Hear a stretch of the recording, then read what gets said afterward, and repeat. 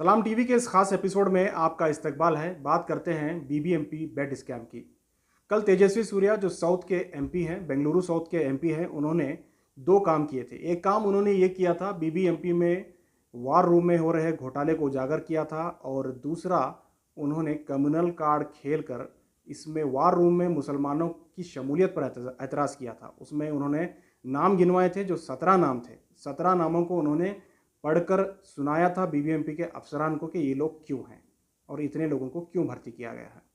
तेजस्वी सूर्या ने जिन 17 मुस्लिम वॉलंटियर्स का नाम, जो वार रूम के वॉलंटियर्स थे, नाम गिनवाए थे, उन्हें बगैर किसी वजह के हटा दिया गया है।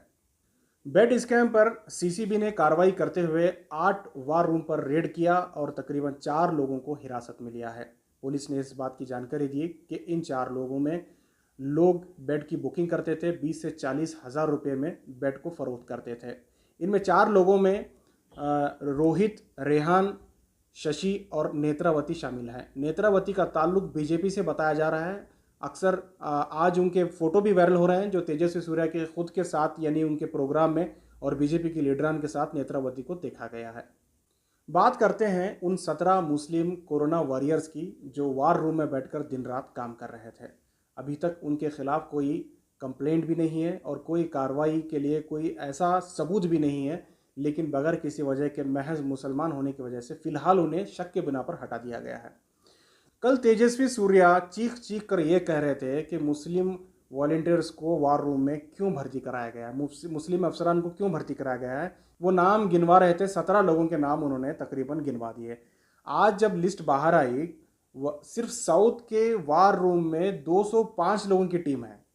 कितनी अफसोस की बात है कि तेजस्वी सूर्या ने एक लिस्ट बना के लाए थे, 205 में से उन्होंने शॉर्ट लिस्ट करके, मुसलमानों के कितने हैं गिन के, 17 लोगों की शॉर्ट लिस्ट करके पूरी लिस्ट ला के उन्होंने गिनवाया, और मीडिया में ये सारे बातें रिकॉर्ड हुए हैं।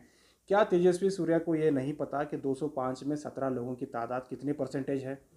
अब ऐसे दौर में जहां महामारी है, लोग एक दूसरे की मदद करने की ज़रूरत है, और ये हिसाब किताब कर रहे हैं कि मुसलमान क्यों इतना ज़्यादा है, जबकि मुसलमानों की तादाद उसमें बिल्कुल कम है। क्या ये हिंदू मुस्लिम करने का वक्त था? क्या तेजस्वी सूर्या आखिर किस चीज़ से माइंड डाइवर्ट करने के लिए ये कर रहे हैं? कहीं ऐसा तो नहीं कि चामराजनगर में होने वाले हादसे से पूरे हिंदुस्तान में कर्नाटक का नाम खराब हुआ है, बीबी हुकूमत का नाम खराब हुआ है, तो ये कहीं माइंड डाइवर्ट करने की कोशिश तो नहीं कर रहे हैं? एक सवाल पैदा होता है। जहाँ तक बेड स्कैम का सवाल है, एक अच्छी बात है कि तेजस्वी सूर्या ने सबके सामने इस बात को लाया, लेकिन क्या अच्छा होता कि वो हुकूमत को पहले बताते, क्योंकि हुकूमत उनकी है। क्या वो अपोजिशन में है? क्या ऐसा वो सोच रहे हैं कि वो अपोजिशन में है, उन्हें प्रेस कॉन्फ्रेंस करना चाहिए, मीडिया के पास जाना चाहिए?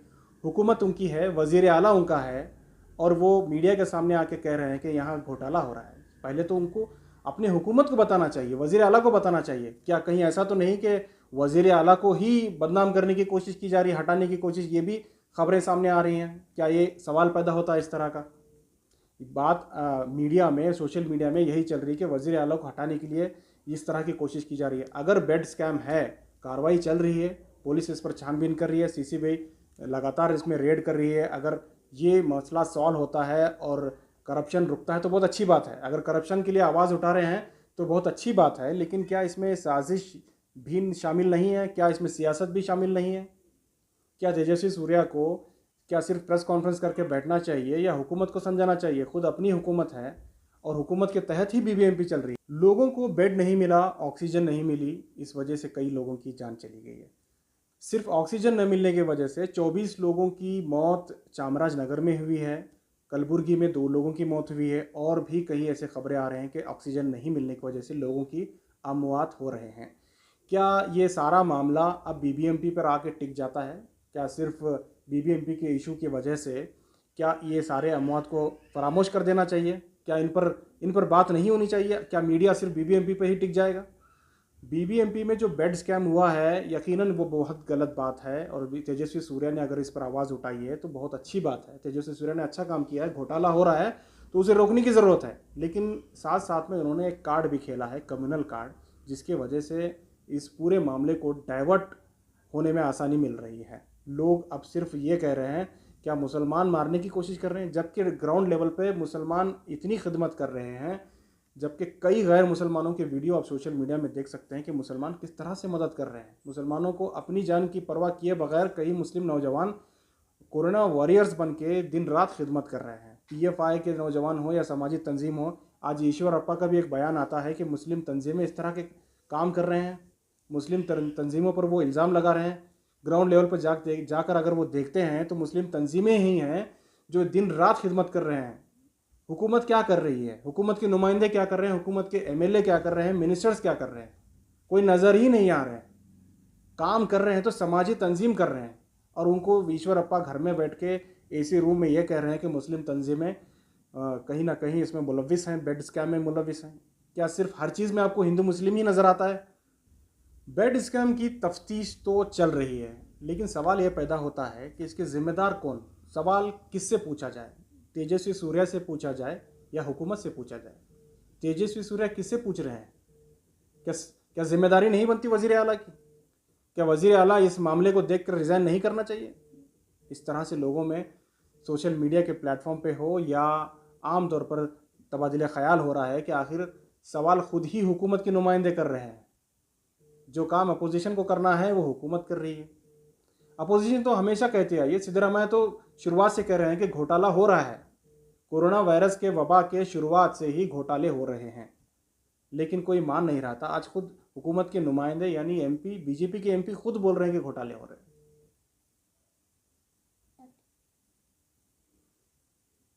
बीबीएमपी में ज्वाइंट कमिश्नर जो सीनियर केस ऑफिसर हैं, जो बीबीएमपी में वेस्ट मैनेजमेंट का डिपार्टमेंट देखते हैं और साथ ही इस वक्त वो कोविड केयर सेंटर के जिम्मेदार हैं, वो उस पूरे मामले को देखते हैं जहां कोविड केयर सेंटर होता है। कल जब तेजस्वी सूर्या का पूरा एपिसोड हुआ, उसमें उसके फ़ौरन बाद आईटी सेल के लोगों ने एक मैसेज वायरल किया जिसमें 17 मुस्लिम वॉलंटियर्स का नाम जो वार रूम में शामिल थे, उनके नाम के साथ में उन्हें दहशतगर्द करार देते हुए ऊपर लिखा कि टेररिस्ट हैं, और उसके नीचे 17 लोगों के नाम लिखे और आखिर में सरफराज खान का नाम लिखा जो ज्वाइंट कमिश्नर है। उन्हें ये वायरल मैसेज मिलने के बाद बहुत अफसोस हुआ। उन्होंने कहा कि हमने दिन रात मेहनत की है, लोगों की मदद की है, हर मामले में हम पीछे नहीं हटे। उन्होंने ये भी कहा कि उनकी खुद की फैमिली कोरोना वबा में पूरी फैमिली मुलविस हो गई, क्योंकि वो कोविड केयर सेंटर में काम करते हैं, उनकी जिम्मेदारी है, लगातार उस मामले में वो इन्वॉल्व रहते हैं। उन्होंने कहा कि इस तरह के वायरल मैसेज से उनका मॉरल डाउन हुआ है। आज उन्होंने तेजस्वी सूर्या से रास्त तौर पर फ़ोन पे बात की। उन्होंने कहा कि मेरा नाम इस तरह से बदनाम किया जा रहा है। तेजस्वी सूर्या ने फ़ोन में बताया उन्हें कि मैंने कभी आपका नाम नहीं लिया और मैं आपकी ईमानदारी पर बिल्कुल शक नहीं करता, और इन्होंने ये भी कहा कि इस तरह के मैसेजेस से उनका कोई ताल्लुक़ नहीं है और वो उनके साथ हैं। ये पूरी बात एक वीडियो में रिकॉर्ड हुई है, वो भी हम आपको सुनाएंगे। ನಾವು ಹೇಳಿದ್ರಿಂದ sir and because you happen to be officer from that community ನಿಮ್ಮನ್ನ ಟಾರ್ಗೆಟ್ ಮಾಡಿ ಮೆಸೇಜ್ಗಳು ಹೋಗ್ತಾ ಇದೆ. ಹೌದು ಸರ್, ಹೌದು sir. Sir, if you see on even in that clip there, yes I sir, have never no I sir, I know sir, I know sir, no I just wanted to make it clear to you yes sir, sir, yes sir, yes sir, that and ನಿಮ್ ಒಬ್ರು ಮೂರು ಜನದ ಕಡೆಯಿಂದ ಅಲ್ಲ, from a lot of sources ನನಗೆ ನಿಮ್ ಬಗ್ಗೆ ಬಹಳ ಒಳ್ಳೆ ಫೀಡ್ಬ್ಯಾಕ್ ಇದೆ. ತಮ್ಮ ಬಗ್ಗೆ, ನಿಮ್ ಬಗ್ಗೆ ನನಗೆ ಬಹಳ ಗೌರವ ಕೂಡ ಇದೆ. yes sir, yes sir, please know that I am with you in this. thank you sir, and know that I am not targeting you in any way. thank you sir, thank you, very kind of you sir, very that kind, you should keep in mind sir. thank you sir, very ಯಾಕೆಂದ್ರೆ kind, ನಿಮ್ಗೆ ಆ ಒಂದು clarity ಇರ್ಲಿ ಅಂತ ಇದ್ರೆ, and any time ನಿಮ್ಗೆ ಯಾರಾದ್ರೂ ಈ ತರ ಇದನ್ನ ಮಾಡ್ತಾ ಇದಾರೆ ಅಂತಿದ್ರೆ, you call me sir, I will protect you. definitely sir, I am with you sir, for any reason you take me sir, I will work with you sir, I have nothing to do sir, we'll work for humanity aste sir. yes sir, yes Yes sir, yes thank you sir, agli sir, yes, thank you, thank you, thank you. War room में जा रहे हैं, inspect कर रहे हैं और वैसा कुछ प्रॉब्लम हुआ है, तो मैंने सोचा ठीक है, अगर प्रॉब्लम हुआ है तो बहुत अच्छी बात है। अगर गलती किया है तो उसको सज़ा ज़रूर मिलनी चाहिए। और इस टाइम पे जो लोग मर रहे हैं रोड पे, अगर इसमें कोई आदमी इसमें करप्शन करता है या तो पैसा बनाने की कोशिश करता है तो उसकी तो कोई भी मतलब सुननी नहीं चाहिए। उसको तो जो कानून में जितनी मुश्किल सज़ा है वो सज़ा उनको देनी चाहिए, ये तो मैं मानता हूँ। लेकिन ऐसा है कि इसमें जो है सडनली मेरा नाम आया तो फिर मैं परेशान हो गया कि मैं जो हूँ joint commissioner solid waste management और कोविड केयर सेंटर का हूँ, और मेरा और वॉर रूम से लेना देना कुछ भी नहीं है। और ये लोग कौन है, 17 लोग कौन है, इसका भी मुझे इनसे कोई वास्ता नहीं है, या इनसे कोई मेरे क्या कहते हैं वो रिलेशनशिप नहीं है, किसी को मैं जानता नहीं हूँ और किसी शक्ल भी मैंने देखी नहीं है। तो सडनली आपको बोल रहे हैं कि सरफराज खान इसके हैं, तो उसका तो कोई बेसिस होना चाहिए। अगर if I was the head of the war room तो देन हाँ सरफराज खान ने ये किया है वो किया है, ठीक है, मैं अगर उसमें कुछ ना कुछ तो होता था। इसमें कोई भी ऐसी बात नहीं है कि जो कंट्रोल रूम जो है, ऐसे हर जगह बेंगलोर में हर जोन में कंट्रोल रूम बने हैं, तो हर जोन में कंट्रोल रूम बने हैं, तो उसका जिम्मेदार मैं कैसे हो सकता हूँ?